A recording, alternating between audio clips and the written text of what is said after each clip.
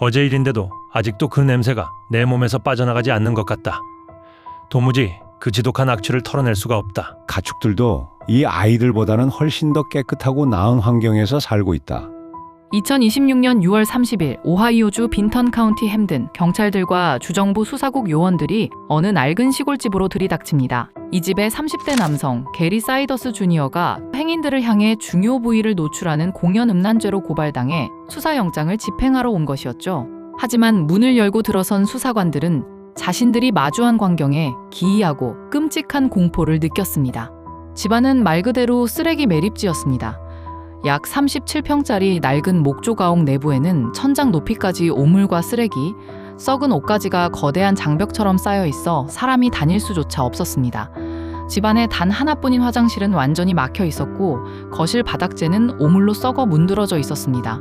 그리고 그 썩어가는 집 한 구석, 가로 세로 약 12피트, 4인용 텐트 한 칸 크기에 불과한 작은 침실의 문을 열었을 때 수사관들은 숨을 쉴 수 없었습니다. 그 비좁은 방바닥에는 뼈만 앙상하게 남은 16명의 아이들이 짐승처럼 웅크린 채 포개어 앉아 있었습니다. 방바닥과 벽면은 사람의 인분과 소변, 동물의 오물로 뒤덮여 있었고 썩은 매트리스 틈새로는 바퀴벌레와 벼룩, 구더기가 기어다니고 있었죠. 아이들의 온몸은 온통 벌레에 뜯겨 진물과 긁어서 터진 상처투성이었고 방 안에는 끔찍한 악취가 진동하고 있었습니다. 방 안에 갇혀있던 아이들의 연령대는 18개월 영아부터 만 18세 성인까지 다양했습니다. 아이들은 오랜 시간 굶주려 뼈가 도드라져 보일 정도의 극단적인 아사 직전 영양실조 상태였습니다. 제대로 교육받지 못해 대부분 언어 능력을 상실하여 말을 제대로 하지 못하거나 짐승과 같은 소리만 낼 수 있었습니다. 구조대원들은 즉시 현장에서 상태가 심각한 7명의 아이들을 대형 병원으로 급송했습니다. 상태가 너무 위중해 1분 1초를 다투던 2명의 아동은 응급 헬기를 통해 대형 외상센터로 날아갔고 그중 1명은 폐와 장기가 마비되어 산소호흡기에 의존해 연명해야 했습니다. 수사진들은 손을 떨며 경고했습니다. 우리가 단 24시간만 늦게 이 집 문을 열었더라도 현장에서 최소 1명 이상의 아동이 사망한 채 발견되는 끔찍한 비극을 맞이했을 것이다. 현장에서 게리 주니어와 엘리자베스 부부, 그리고 함께 생활해온 게리 주니어의 부모 게리 시니어와 크리스티나까지 성인 4명이 즉각 체포되었습니다. 이 평화로운 시골 마을에 이웃들도 모르게 숨겨진 16명의 아이들. 이들은 도대체 누구였을까요? 알아보기 전에 구독, 좋아요 한번 눌러주세요. 놀랍게도 구조된 16명의 아이들은 모두 33세의 친모 엘리자베스가 직접 낳은 친자식들이었습니다. 오하이오주 수사당국이 병원 출산 기록과 공식 출생 증명서를 전수조사한 결과 16명 모두 엘리자베스가 병원에서 낳은 친자식이 100% 맞았습니다.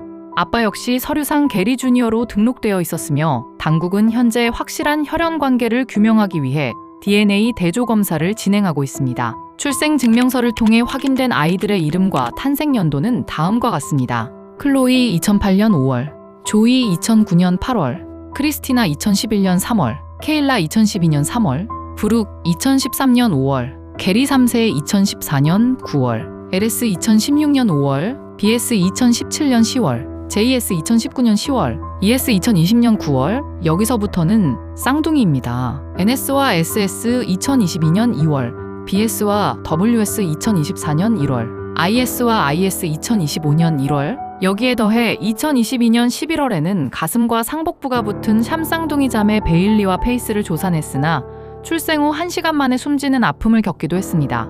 결국 공식 확인된 출산만 총 18번이며 엘리자베스는 현재 구치소에 수감된 상태에서도 19번째 아이를 임신 중인 것으로 밝혀졌습니다. 1993년생인 엘리자베스는 만 15세였던 2008년부터 현재까지 거의 20년 가까운 세월 동안 임신과 출산을 잠시도 쉬지 않고 반복하며 살아온 셈입니다. 이 잔혹한 굴레는 도대체 어디서부터 시작된 걸까요? 시간은 두 사람이 처음 만난 2006년으로 거슬러 올라갑니다. 오하이오주 갤리아 카운티의 한 트레일러 파크. 엘리자베스 러셀은 대외적으로는 활발한 소녀였지만 집안에서는 친부모의 학대와 방임에 신음하던 불우한 아이였습니다. 게리 사이더스 주니어는 몇 집 건너 살던 3살 많은 동네 오빠였고요. 엘리자베스는 만 13세 무렵 다른 소년과의 사이에서 첫 임신을 하게 되었지만 아기는 출생 후 사망합니다. 이 일은 그녀에게 지울 수 없는 정신적 흉터를 남겼고 그 결핍의 틈을 타 게리 주니어가 급속도로 그녀의 삶을 지배해 나갔습니다. 게리 주니어를 만나며 엘리자베스는 가출을 반복했고 결혼시켜주지 않으면 평생 잠적하겠다며 부모를 협박했습니다. 결국 2008년 친부모는 만 15세 딸의 조기 독립 서류와 결혼 동의서에 서명합니다. 당시 오하이오주 법으로는 15세의 결혼이 금지되어 있었기 때문에 이들은 결혼 규제가 느슨했던 웨스트 버지니아주의 메이슨 카운티로 건너가 합법적으로 식을 올렸습니다. 그리고 단 2달 뒤 엘리자베스는 만 15세의 나이로 첫 딸 클로이를 출산합니다. 결혼 후 친정과의 소통은 점차 끊어졌습니다. 시댁 식구들의 숨막히는 통제하에 이사를 반복하며 엘리자베스는 세상과 격리된 채 사이더스가에 완전히 고립되고 맙니다. 그러는 사이 엘리자베스는 거의 매년 아이를 낳았습니다. 모두 병원에서 낳았고 출생신고도 했죠. 하지만 아이들을 학교에 보내지 않았고 아이들 앞으로 나오는 보조금을 신청하지도 않았으며 심지어 아파도 병원에 단 한 번 데려가지 않는 방식으로 철저히 존재를 지웠습니다. 여기서 우리는 강력한 의문이 생깁니다. 아니, 매년 아이를 낳으러 병원에 뻔히 다녔고 16명 모두 공식 출생 증명서까지 발급받았다면서 어떻게 병원 의료진과 정부기관은 무려 18년 동안이나 이 끔찍한 학대와 방임을 방치한 걸까요? 놀랍게도 여기에는 미국 의료계와 행정 시스템이 가진 치명적인 사각지대가 숨어 있었습니다. 첫 번째 실패는 바로 병원에서 시작되었습니다. 병원 입장에서는 산모가 비록 가난하고 아이를 많이 낳기는 해도 합법적인 남편이 있고 중독이나 구타 흔적은 없으며 정식 병원에서 출산하기 때문에 의무신고 대상으로 보기 어려웠던 것이죠. 하지만 어린 여성이 비정상적인 주기로 아이를 낳는 동안 그 누구도 아이를 어떻게 키우고 있는지, 피임 교육이나 보육 지원이 필요한지 같은 지극히 상식적인 질문조차 던지지 않은 점은 씁쓸한 지점입니다. 두 번째 실패는 정부 행정망의 분절이었습니다. 한국의 경우 강력한 통합 주민등록 시스템이 구축되어 있어 아동이 출생 등록된 후 취학 연령이 되었는데도 학교에 입학하지 않으면 동주민센터나 교육청, 경찰이 즉각 추적에 나섭니다. 하지만 미국은 완전히 다릅니다. 미국에는 출생기록과 아동복지 그리고 교육청이 소통하는 중앙통합 데이터베이스가 아예 존재하지 않습니다. 일단 병원 문을 나서 집으로 돌아가는 순간 부모가 직접 아이를 공립학교에 입학시키거나 푸드스탬프 같은 복지 보조금을 신청하지 않는 이상 국가 행정망에서 이 아이들을 추적할 수 있는 방법은 없는 것입니다. 하지만 이들이 완벽한 어둠 속으로 숨어버리기 전 국가 시스템이 이 비극을 막을 수 있었던 단 한 번의 기회가 있었습니다. 2020년 갤리아 카운티 아동보호국이 이 가정을 의심하기 시작하자 엘리자베스는 6명의 아동을 급하게 온라인 디지털 학교에 등록했습니다. 교육 의무를 정상 이행하는 것처럼 정부를 속이기 위한 방어막이었습니다. 그러나 학기가 시작되었는데도 아이들은 단 하루도 온라인 클래스에 접속하지 않았습니다. 이에 학교는 2021년 10월 부모를 상대로 습관적 무단 결석 고발장을 정식 접수했습니다. 이것은 정부가 이 가정을 합법적으로 문 열고 조사하여 아이들을 구조할 수 있는 가장 확실하고 유일한 동아줄이었습니다. 그러나 이 고발장을 받은 부모들이 선택한 것은 야반도주였습니다. 이들은 거주하던 채셔의 주택을 온통 오물로 더럽힌 채 버려두고 인근의 가장 가난하고 인구가 적은 오지인 빈턴 카운티 햄든의 외딴 주택으로 한밤중에 잠적해버렸습니다. 그 이후 사법부는 피고인들의 소재를 파악할 수 없어 고발 서류 송달이 불가능하다며 사건을 잠정 종결해버립니다. 이 종결로 인해 16명의 아이들은 국가 공적 관리망에서 완전히 지워졌고 부모들은 아이들을 더욱더 어둠 속으로 밀어넣게 됩니다. 도대체 왜 이들은 돌보지도 못할 아이들을 이토록 많이 낳아서 가두고 숨겼을까요? 수사당국과 전문가들이 도출해낸 그들의 기괴한 심리적 동기는 다음과 같습니다. 첫째, 종교적 신념에 기인한 망상입니다. 조모 크리스티나의 SNS는 온통 십자가와 예수 그리스도, 주기도문 등의 극단적인 종교적 이미지로 도배되어 있었습니다.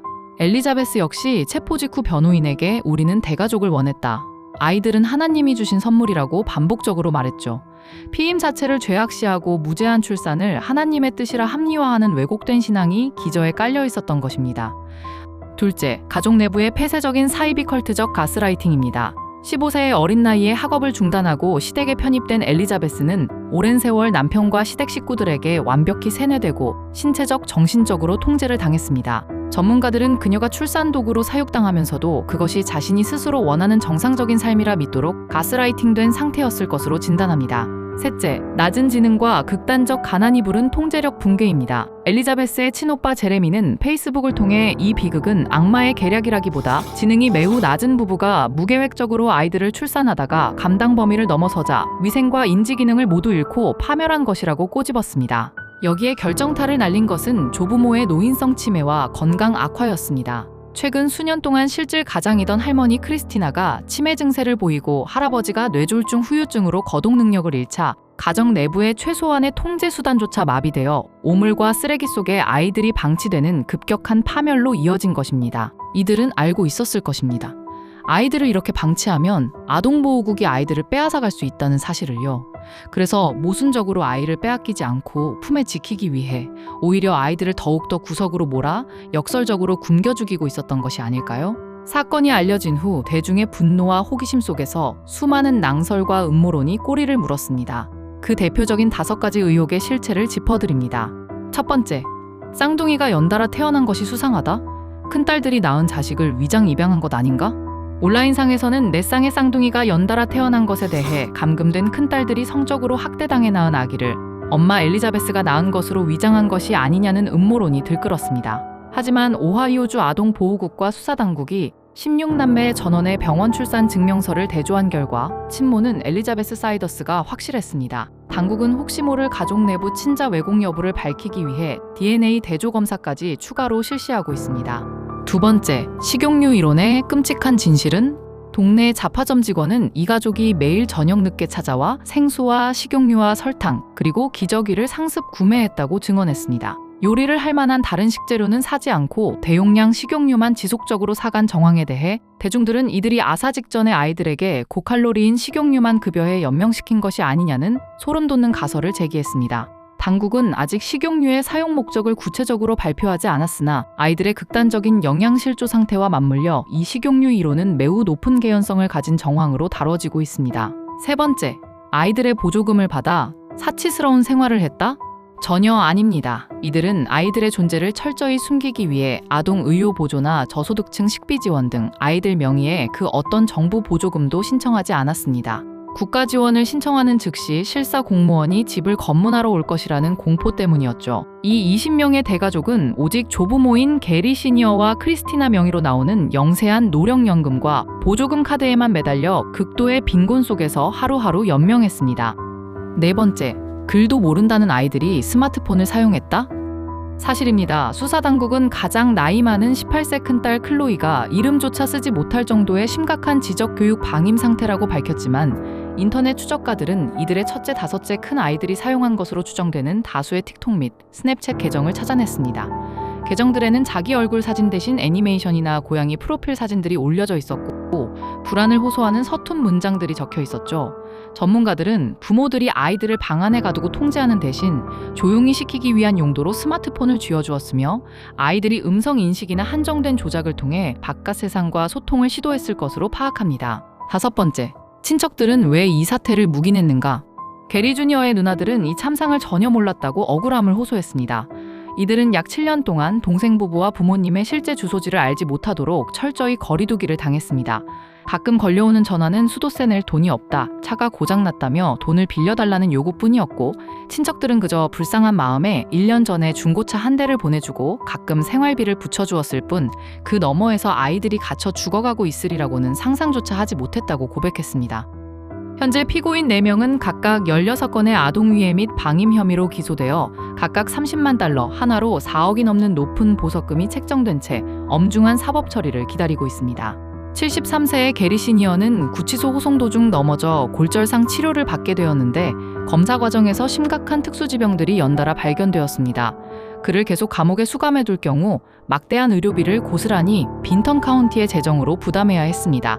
가난한 지방정부가 파산할 것을 우려한 검찰과 법원은 결국 어쩔 수 없이 보석금을 받지 않고 서명보증 석방 형식으로 그를 병원에 석방하고 GPS 추적 발찌를 채워 자택 대기 조치했습니다. 친모 엘리자베스의 법정 공방 역시 뜨겁습니다. 그녀의 변호인은 그녀가 오랜 가스라이팅과 학대에 노출된 피해자인 동시에 가해자라는 점을 들며 엘리자베스가 재판에 임할 수 없다는 재판 적격성 감정과 범행 시점의 심신장애를 주장하는 정신이상 무죄 감정 신청서를 법원에 공식 제출했습니다. 남편 게리 주니어와 시어머니 크리스티나의 변호인단 역시 높은 대중적 분노를 차단하기 위해 법원에 매우 엄격한 보도 통제령을 요청해 사건 진행 과정을 철저히 베일에 가두려는 소송전을 활발히 이어가고 있습니다. 구조된 16명의 아이들은 현재 어떻게 지내고 있을까요? 다행히 아이들은 모두 병원 치료를 무사히 마치고 퇴원했으며 특별히 훈련된 전문 위탁보호 가정들로 분산 배치되어 전문 심리 및 신체 재활 치료를 시작했습니다. 빈턴 카운티 검찰은 법원에 부모 친권의 영구적 박탈 및 즉각적인 아동 전원 입양 추진 서류를 제출했습니다. 오하이오주 재정통제위원회는 이 16남매의 평생에 걸친 장기 치료와 보호를 지원하기 위해 우선 100만 달러 한화 약 13억 원의 긴급 비상 예산을 특별 배정했습니다. 가난한 지방자치단체의 허술한 행정대처와 가족이라는 폐쇄적인 지배구조의 틈새 속에서 벌어진 현대판 아동 잔혹사. 만약 법원이 2022년에 무단결석 고발장을 송달 불가능이라는 절차적 이유로 그렇게 허무하게 끝내버리지 않았더라면 아이들의 어린 시절은 조금이라도 덜 참혹할 수 있었을까요? 이제라도 아이들이 지옥 같던 집에서 벗어나 안전한 품에서 따뜻한 한 끼 식사와 아름다운 언어를 배울 수 있게 된 것은 천만다행입니다. 이 아이들이 겪은 상처가 아물고 앞으로 남은 생만큼은 행복과 온기로 가득 차기를 진심으로 기원합니다.